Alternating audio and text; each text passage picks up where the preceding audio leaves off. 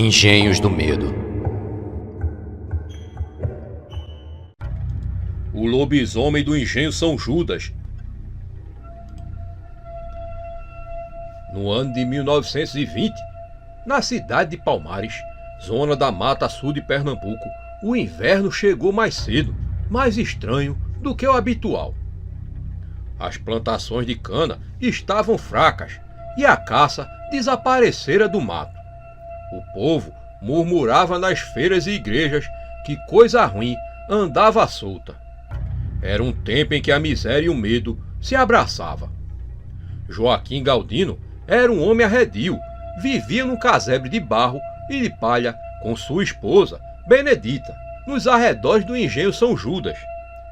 Antes disso, morava só no mato, mas o casamento o forçou a tentar viver mais próximo do povoado. Não tinha jeito com gente, era magro feito vara verde, com os olhos fundos e a barba sempre desgrenhada. Para piorar, ele não trabalhava. Depois que os pais da mulher deixaram de ajudar, as coisas só pioraram. Até chegou a ser visto pedindo esmola na frente da feira e na igreja nos dias de missa. A mulher não ia, pois sentia vergonha. Na verdade, nem de casa ela saía.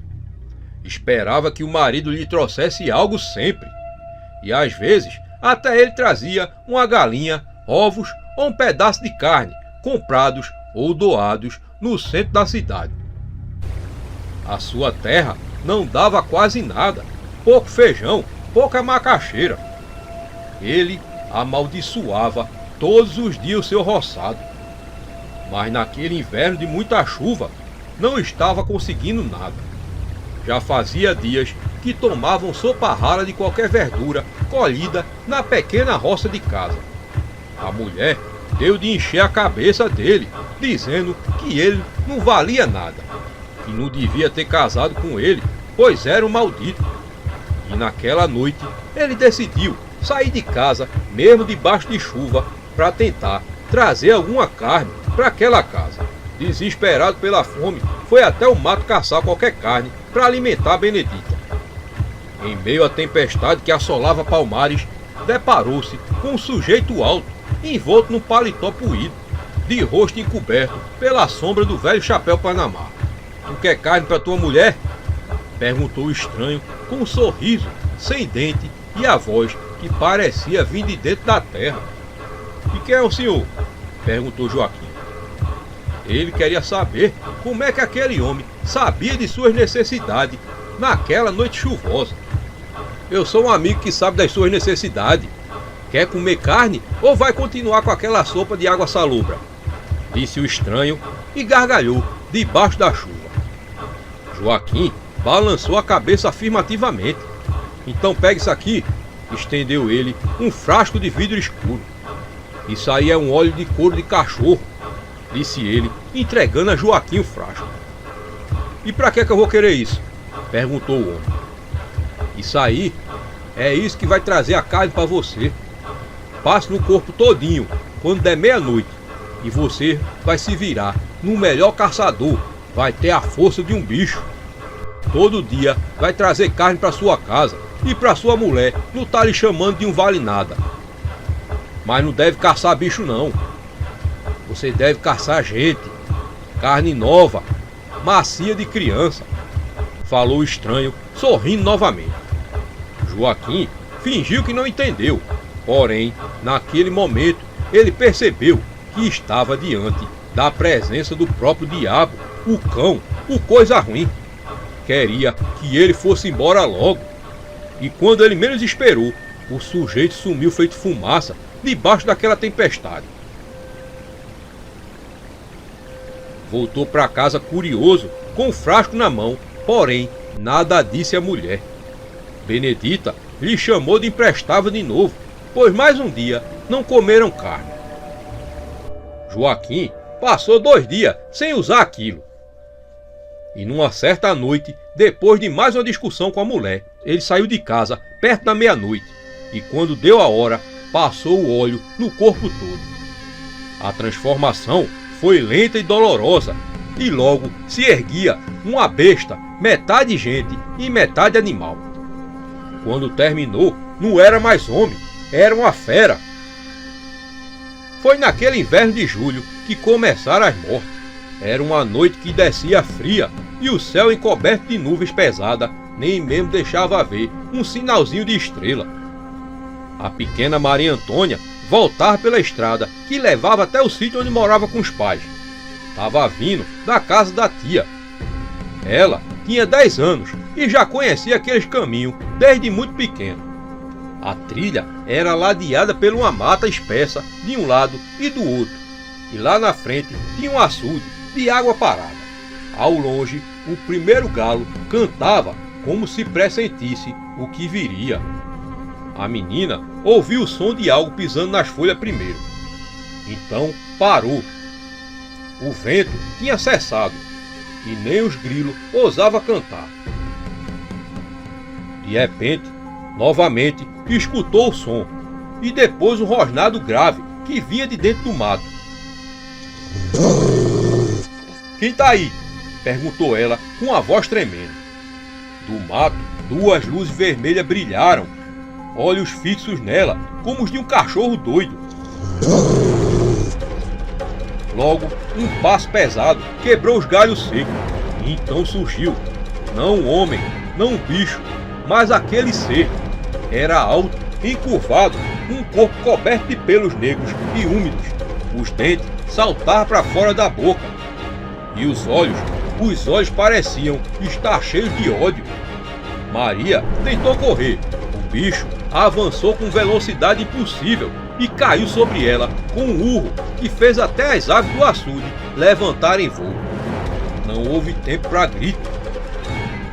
Era o começo do terror. Era só a primeira vítima do lobisomem do Engenho São Judas.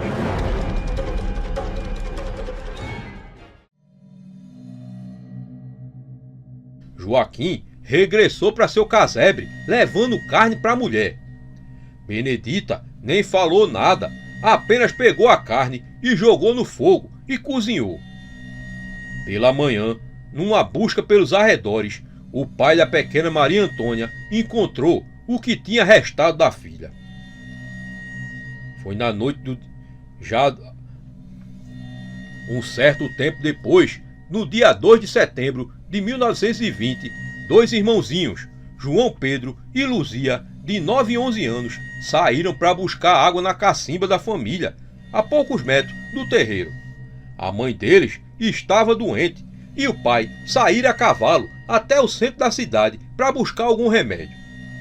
A noite estava abafada, sem vento e o céu completamente encoberto.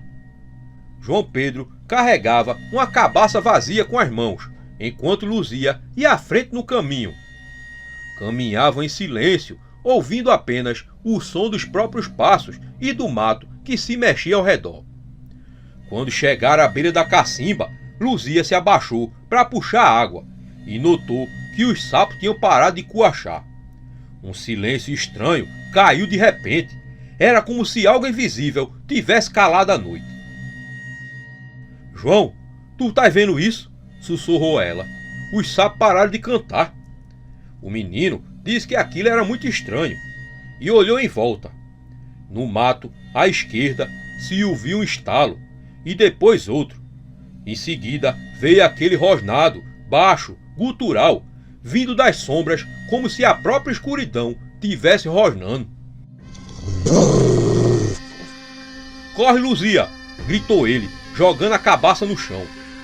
Os dois dispararam pela trilha de volta, mas algo enorme e rápido saiu do mato. Uma sombra negra, erguida, que corria em 2 pernas, mais veloz do que qualquer bicho conhecido. Saltou sobre João Pedro, derrubando ele com violência. Luzia ainda olhou para trás e viu aquela criatura alta e encurvada atacar seu irmão. Ela correu e o fôlego lhe rasgando o peito. Chegou em casa aos prantos e suja de terra, com sangue dos arranhões das plantas pela qual tinha passado correndo. Não conseguia falar nada, apenas apontava para o caminho. Os vizinhos se armaram e em seguida saíram na trilha até a cacimba. E lá encontraram a cabaça quebrada. Mais adiante, no meio do mato, encontraram pedaços de roupa e do corpo do pequeno menino. Luzia levou semanas para voltar a falar, e quando finalmente conseguiu, contou tudo o que tinha acontecido. Era um homem, tinha um olho de fogo e dente de cachorro. Ele pegou o irmão dela. Ele pegou meu irmão e sumiu com ele no mato, disse a menina. Foi numa noite de céu pálido, quando o vento soprava estranho e os pássaros pareciam ter se calado, que Maria das Dores, uma menina de apenas 13 anos, saiu para colher lenha nos arredores da mata. Morava com os avós num sítio afastado e costumava ajudar nos afazeres de casa desde muito pequena. Mas naquela noite, no entanto, seria a última em que todos a veriam viva. O avô de Maria contou mais tarde que ela saiu por volta das 7 da noite, levando um balaio e um facão pequeno, com a promessa de voltar antes do jantar. Como já estava perto da hora do jantar, ela não voltou. Foi aí que os seus avós se preocuparam e entraram no mato chamando por seu nome. Foram encontrá-la ao amanhecer, no meio de uma clareira oculta, onde o mato era mais fechado. A cena era de puro horror. O corpo estava rasgado e faltando partes, como se tivesse sido arrancada por mordidas. A expressão de Maria era puro terror. Os olhos, ainda abertos, miravam o céu por entre as folhagens. O mais estranho era a marca deixada no barro, pegadas de homem misturadas a marcas de garras, como se duas criaturas estivessem ali, ou pelo menos uma só que podia se transformar. Os cães latiram e recuaram, farejando algo que não se via. Um dos homens que ajudava na busca disse que sentiu um arrepio tão forte que caiu de joelhos e jurou ouvir um rosnado vindo da copa das árvores. O corpo foi levado em silêncio para casa e o enterro aconteceu sem vela e sem reza, pois todos temiam que a alma da menina voltasse assombrada. Foi a partir dessa morte que as buscas pelo lobisomem se intensificaram, e a revelação de que Joaquim talvez pudesse ser o autor daqueles crimes. Quando todos procuraram por algum suspeito, tudo recaiu sobre ele. Todo mundo já falava que ele estava agindo estranho e já não aparecia mais na feira da cidade. Joaquim foi procurado, mas claro que negou tudo, junto com a mulher, que ninguém sabe se sabia ou não daquilo que estava acontecendo. Os dois disseram que estavam muito bem, pois estavam vivendo do pequeno roçado. O medo se espalhou então com força. O padre falava de castigo divino e os mais velhos contavam causos parecidos que conheciam. Começaram as vigílias e os homens corajosos saíam de espingarda, rezando ladainha e procurando pelo tal bicho. Mas numa dessas noites, Joaquim acabou cometendo um deslize. Era outubro de 1920 e esse mês foi marcado por um silêncio incomum em Palmares. O céu estava limpo e a lua iluminava o canavial com a luz prateada que fazia as sombras dançarem feito fantasma. Era um domingo e as famílias já estavam recolhidas quando o pequeno José Clementino, de 8 anos, saiu para procurar um bezerro desgarrado no curral. Os ataques de lobisomem nessa época já tinham cessado, mesmo porque Joaquim Galdino já estava suspeitando que o povo ia lhe pegar mais cedo ou mais tarde. Por isso deram tempo. Porém, a falta de carne voltou a incomodar eles, e por isso o homem saiu naquela noite. O pequeno menino procurava pelo bezerro. Caminhava pela estrada do engenho São Judas, assobiando baixinho, para lhe dar coragem. E a cada passo, a cana balançava leve, como se algo grande passasse por entre as folhas. O pequeno nem suspeitava. Foi quando ouviu um estalo e parou. Um segundo depois, uma sombra se moveu tão rápido que ele não conseguiu identificar o que era. Corria por trás das árvores. José se assustou. O bicho saltou sobre ele com um rosnado monstruoso. Era Joaquim transformado em lobisomem, os olhos amarelos e os dentes ensanguentados, as garras afiadas. Agarrou o menino pelo braço e arrastou ele para fora da estrada, seguindo para longe do engenho São Judas. Porém, naquela noite, ele cometeu um erro. Um lavrador chamado Alcides, que estava voltando da venda, ouviu o grito abafado da criança e correu em direção ao barulho. E ao chegar, se deparou com aquela cena grotesca. O corpo da criança sendo dilacerado e em cima dele uma figura monstruosa, cujas feições ele reconheceu na hora. Os traços humanos e os traços de fera, mas os traços humanos ele percebeu que eram do rosto de Joaquim. "Em nome de Deus, pare com isso!" gritou Alcides, atirando uma pedra que acertou Joaquim nas costas. O lobisomem se virou rosnando, mas não o atacou, mesmo porque tinha ouvido seu nome. Fugiu e sumiu na cana. Alcides correu para a vila, gritando por socorro, e em menos de meia hora, uma multidão apareceu, pronta para pegar o bicho. Seguiram as pegadas e a trilha de sangue, mas não encontraram ninguém. Foi então que alguém decidiu que deviam ir até a casa de Joaquim. E lá estava ele, todo se tremendo e coberto de sangue, com os olhos vidrados. "Foi ele!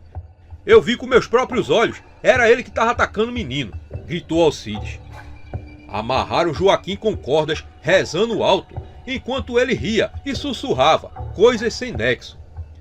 Levaram ele até a cadeia da cidade. Joaquim não negou, muito pelo contrário, confessou tudo. Disse que havia feito um pacto e que se alimentava da carne de crianças, e que a voz do diabo era quem o guiava naquelas noites. No dia 3 de novembro de 1920, finalmente Joaquim foi condenado pelo assassinato, canibalismo e prática de feitiçaria. A sentença foi a morte por enforcamento. Em seguida, ele seria queimado, para que a alma não pudesse voltar. No dia da execução, a Praça da Matriz de Palmares ficou cheia. Dizem que até o último suspiro Joaquim rezava alto. Às vezes falava numa língua que ninguém conseguia entender. E outras gritava nomes que ninguém conhecia. Quando o fogo lambeu seu corpo, um vento forte varreu a cidade. E alguns juraram ouvir um uivo vindo do mato da usina Catende.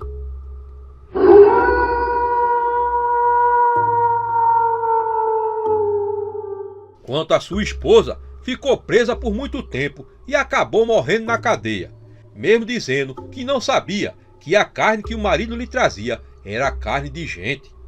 Ela acabou morrendo na cadeia. E até hoje, nas noites de lua cheia, dizem que se escuta um rosnado no meio dos canaviais. E quem se atrever a sair nessas noites pode se deparar com o lobisomem do engenho de São Judas.